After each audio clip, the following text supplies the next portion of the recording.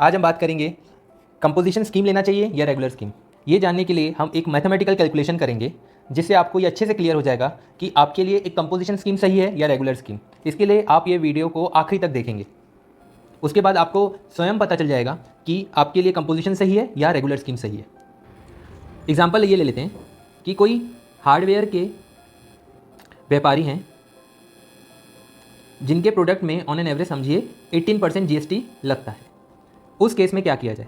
इस केस में हम ये एक कैलकुलेशन करेंगे जिससे आपको ये समझ में आ जाएगा कि कौन से स्कीम के तहत ये व्यापारी का कॉस्ट कितना बैठ रहा है और प्रॉफिट कितना हो रहा है, ये हम यहाँ पे जानेंगे। तो पहले हम बात करेंगे रेगुलर स्कीम में जीएसटी क्या होता है। एग्जाम्पल के तौर पे अपन लेते हैं कि अगर ये पर्सन जो ये हमारे हार्डवेयर के व्यापारी हैं वो कोई प्रोडक्ट खरीद रहे हैं, परचेज कर रहे हैं जो 100 रुपये का है, जिसमें 18% जीएसटी इन्होंने पे किया परचेज करते टाइम, तो वो हुआ 18 रुपीज़। 18% से हम लिए तो टोटल ये सामने वाली पार्टी को 118 रुपये पे करेंगे। फिर ये पर्सन जो हमारे हार्डवेयर व्यापारी हैं वो ये प्रोडक्ट मार्केट में सेल करते हैं 120 रुपये में, जिस पे ये सामने वाले से कलेक्ट करेंगे जीएसटी 18%, जो होगा आपका 21 रुपये 60 पैसा। यानी कि जब ये प्रोडक्ट किसी को सेल करेंगे तो सामने वाले इनको 141.60 रुपीज़ इनको पे करेंगे। अब जब गवर्नमेंट को ये रिटर्न फाइल करके टैक्स पे करेंगे तब गवर्नमेंट के पास कितना अमाउंट जाएगा ये यहाँ पे देखें।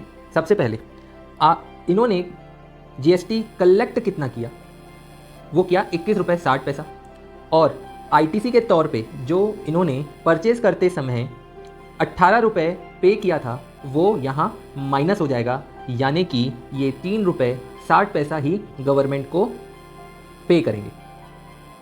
अगर आप यहाँ पे देखेंगे तो जो हमारे हार्डवेयर व्यापारी हैं जिन्होंने रेगुलर स्कीम के तहत जीएसटी लिया है, उनको जो कॉस्ट होगा प्रोडक्ट का वो होगा 100 रुपये ही, और जो प्रॉफिट होगा वो होगा 20 रुपये। 100 रुपये माइनस 100 रुपये माइनस होगा 120 से, यानी कि आपको 20 रुपये का प्रॉफिट है। और परसेंटेज टर्म में बोलें तो इनको 20% का प्रॉफिट हुआ है। ये कब होगा? जब हमारे हार्डवेयर व्यापारी ने जो 18% के प्रोडक्ट पे डील करते हैं, उन्होंने कोई 100 रुपये का प्रोडक्ट खरीदा था और 120 रुपये में बेचा, तो उनको 20 रुपये का प्रॉफिट हुआ जब ये रेगुलर स्कीम के तहत जीएसटी के अंतर्गत आए हैं। अब हम यही बात करेंगे कि कंपोजिशन स्कीम में कैसे होगा। कंपोजिशन स्कीम के तहत ये कॉस्ट उनको क्या बैठेगा। सेम एग्जांपल ले लेते हैं। अगर ये पर्सन जो हमारे हार्डवेयर व्यापारी हैं वो कोई प्रोडक्ट परचेज कर रहे हैं जिस पे 18% जीएसटी है, तो कितना होगा? सबसे पहले सेम कॉस्टिंग ले लेते हैं। कॉस्ट था प्रोडक्ट का 100 रुपये। सामने वाले जो जिनसे वो खरीद रहे हैं उनके सप्लायर जो हैं वो रेगुलर स्कीम के तहत हैं और उन्होंने इनसे जीएसटी चार्ज किया 18%, यानी कि 18 रुपये, तो कॉस्टिंग इनकी हो जाएगी 118 रुपये। अब ये उनको पे करेंगे। फिर जो हमारे हार्डवेयर व्यापारी हैं ये प्रोडक्ट सेल करेंगे 120 रुपये में। जब ये सामने वाले को सेल करेंगे तब ये उनसे सिर्फ 120 रुपये ही लेंगे। ये टैक्स इनवॉइस इशू नहीं कर सकते क्योंकि ये कंपोजिशन होल्डर होते हैं। अब आप देखेंगे इनको टैक्स कितना पे करना है। टैक्स होगा जितना सेल वैल्यू होगा, हमारे केस में 120 रुपये का सेल वैल्यू है, उसका 1%, यानी कि 1 रुपये 20 पैसा ये गवर्नमेंट को टैक्स के रूप में पे करेंगे। और ये जो 1% रहेगा, यानी कि 1 रुपये 20 पैसा, ये उनको अपने जेब से पे करना है, ये सामने वाले से कलेक्ट नहीं कर सकते। कंपोजिशन स्कीम के अंदर आपको टैक्स अपने जेब से ही पे करना है, आप सामने वाले से कलेक्ट नहीं कर सकते। यानी कि अगर आप ओवरऑल देखेंगे तो इनको कॉस्ट ऑफ प्रोडक्ट कितना बैठा। पहला, सबसे पहले जो प्रोडक्ट की कॉस्ट है, प्रोडक्ट कितने का था? 100 रुपये का, जिस पे जीएसटी जुड़ा हुआ था 18 रुपये का। ये आईटीसी उनको नहीं मिल सकता। प्लस इन्होंने टैक्स के रूप में 1 रुपया 20 पैसा गवर्नमेंट को पे किया, यानी कि आप टोटल करेंगे तो कॉस्टिंग हो जाएगी 119 रुपया 20 पैसा।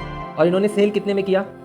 120 रुपये में, यानी कि इनको जो प्रॉफिट हुआ है वो हुआ है मात्र 80 पैसा। कैसे? 120 माइनस 119.20, ये इनका प्रॉफिट है। और अगर मैं परसेंटेज टर्म में बात करूं तो इनको होगा मात्र 0.67%। तो आप ये देख के समझ गए होंगे कि ये आपके लिए बेनिफिशियल है या नहीं है। हमारे एग्जाम्पल में ये बेनिफिशियल नहीं है, तो हमारे जो हार्डवेयर व्यापारी हैं उनको मैं ये सजेस्ट नहीं करूँगा कि आप कंपोजिशन स्कीम के तहत आप रजिस्ट्रेशन लीजिए। अलग अलग बिजनेस का अलग अलग कैलकुलेशन होता है, ये सिर्फ एक उदाहरण के तौर पे मैंने आपको बताया है। उम्मीद करता हूँ आपको अभी ये चीज़ क्लियर हो गई होगी। धन्यवाद। ऐसी ही जानकारी के लिए आप मुझे सब्सक्राइब कर सकते हैं मेरे चैनल पे, और मैं ये अपने दोस्तों के साथ शेयर कीजिए जिनको कंपोजिशन और रेगुलर स्कीम में कन्फ्यूजन हो रहा है। धन्यवाद।